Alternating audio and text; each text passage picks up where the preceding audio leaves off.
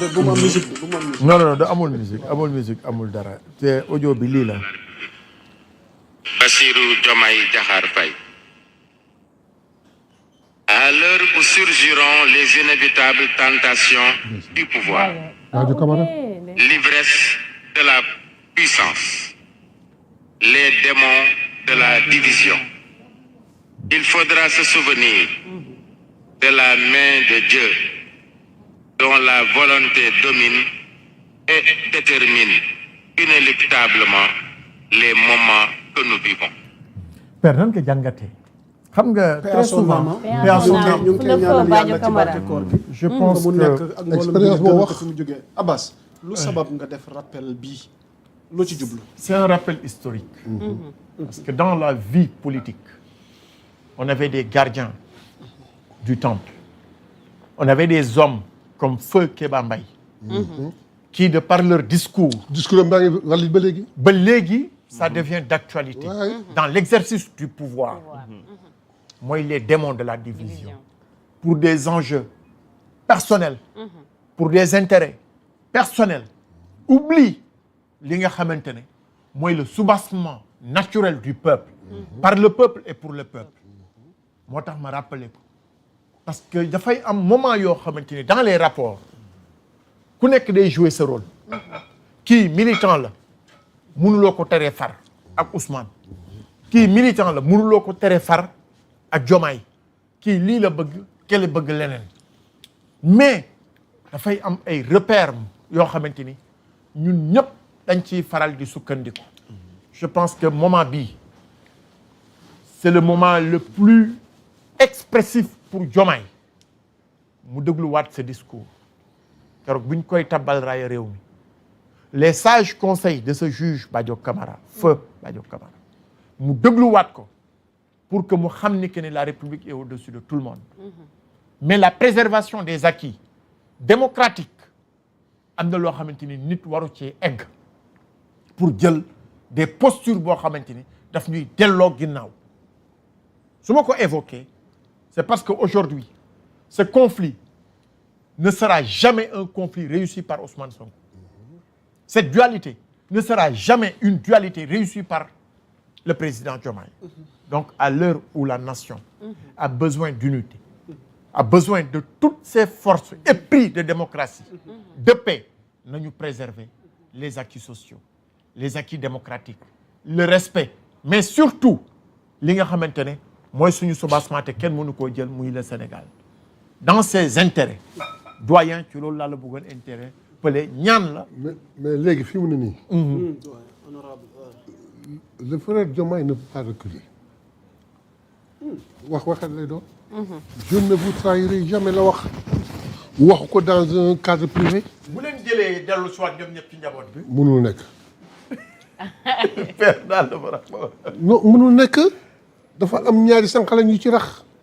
ñaari weñ yu daanu ci soow bi. sànqalañ. dafa am ñaari weñ yu daanu ci soow mi. yàq jar mi. oh kon foog ñu tuur jar mi. ñun ku bëgg ñëwal. na sa loxo set. dafa am ñaari loxo yu setul. donc mënul leen delloo si.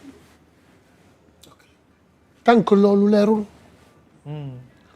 te nag mim lii muy taxaw di wax. yow rapport la épinglé. man su ma doon moom doon góor te def moo lu may wax dama naan président joxe rapport yooyu. damay dem waxi. kon président dafa teg coñcam ci rapport yi. loolu lay nuru de. ah mais loolu dañ ko fi doon xeex de dañ ko doon bañ. mani si lui il dit ouvertement que deful loo xam ni kii le rapport a été commandité mais jël na parti beneen bi démb li nga dégg Cheikh Bara Ndiaye wax te du waxantu kenn da ko weddi nee na ku ma woo ci sax moo jox la audio yi pour as waaw ñaar ñooñu mënuñ ñëw auprès de nous c'est pas possible te nag président il n'est qu'un militant du ñëw jël ñoo xam ne xamuñu fu ñu jógee di leen dugal suñu kër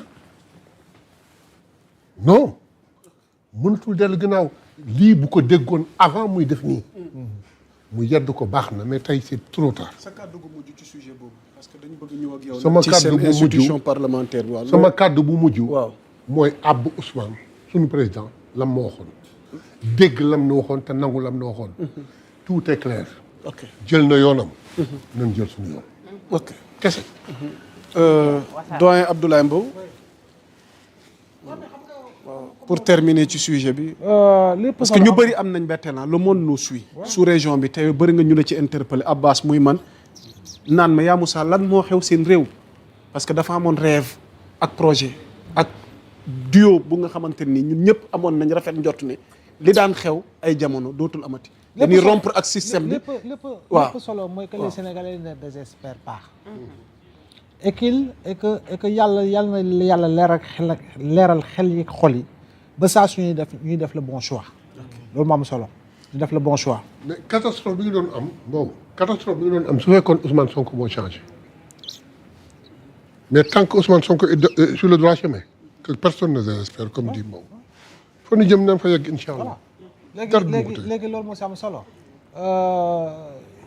comme on le dit l'histoire peut bégayer mais il arrivera un jour où l'histoire on la regardera dans le rétroviseur fondamentalement c'est important te loolu c'est écrit donc je pense que ku si nekk Sénégalais boo laaj bopp koñ ba kay jaay gerte lu xew Sénégal mu nettali lu xew Sénégal kon bokk ici personne n'est dupe xam na yow tollu jamono joo xam ne on peut user de toutes les formes de propagande mais mënutoo nax nit ñi man mi toog si plateau bi tey jii mënu ma nax kenn fii koo fi bëgg a nax mu dem vérifier boppam kon dëgg rek moo am solo kon je dis encore une fois Sénégalais yi ku nekk fii ak ku nekk diaspora bi xam na lu xew Sénégal xam na lu kan moo posé acte pour véritablement wan ginnaaw moromam ak ay moromam donc loolu dafa leer ça coule de source léegi nag ñi nga xam ne ñooy profiter du système sénégalais yi xamee nañ leen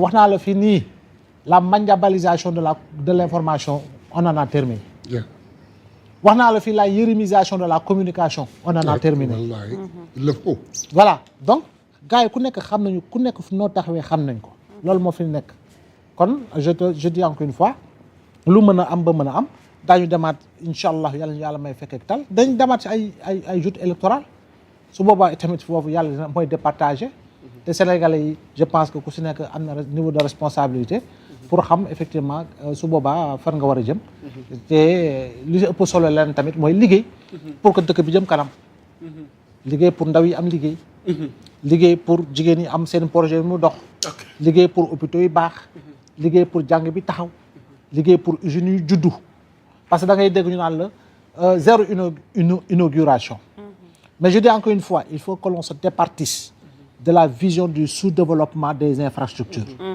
xam nga moo di lan ñoo dañoo yàgg ndaxi inauguration à grande pompe mais bu ñu paree inauguration la ngay inaugurer du créer 3 emplois dafay lekk sa budget l'État injecte des milliards pour dundal ko ba pare mu nekk bor boo xam ne état da koy wéy di fay yaa Moussa nous devons entrer dans l'ère des inaugurations structurelles xam nga inauguration structurelle xam nga moo di lan nga tabax ay mbir yoo xam ne boo daggee drapeau bi xëy suba ñu ne la créé nañ fa 600 emplois loolu mooy inauguration yu am solo aujourd'hui xam nga doone terre baaxul yaa Moussa fu jeexal doone terre baaxul waaye faw ñu saytu terre bi lañ ca def ndax jaadu na tey doone BRT baaxul parce que yaa ngi gis njariñam waaye faw ñu saytu lañ def si BRT bi ndax jaadu na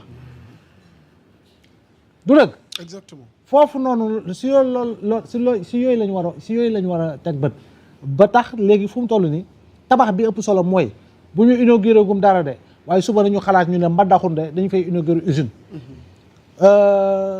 Farafenni dañu fay inauguré usine ndaw yi dafa liggéey on crée les conditions d'un envol économique te loolu moo si am solo mais ñu ñëw tàllal la lampe rek ne la ñëw naa la dëkk bi gars yi ngi liggéey parce que lampe yi tàq na lampe yi dundalul kenn créé lu emploi te lampe baax na yaa ngi dégg tey jii nii centre international Abdou Diouf bi c'est près de 56 milliards yaa koy fay aujourd'hui l'État met annuellement 6 milliards dans le TER 6 milliards kon le TER est déficitaire totalement déficitaire kon naka la ñuy def même BRT bi sax waaw pour créer les conditions pour nga xam ni rendement bi ëpp solo yooyu réflexion yi foofu la ñu toll yeneen ak yeneen ñu ngi fi tabax nañ ko da nga koy fay.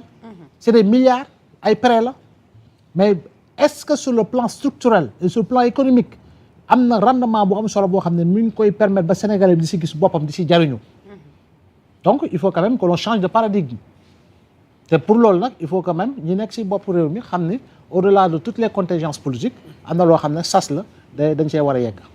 jëwriñ looy dolli ci loolu balaa ñuy jàll ci yeneen point yu ñuy xaar.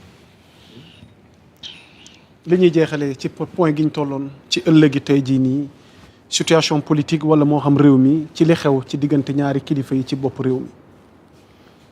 bon comme ni ko président Ousmane waxee rek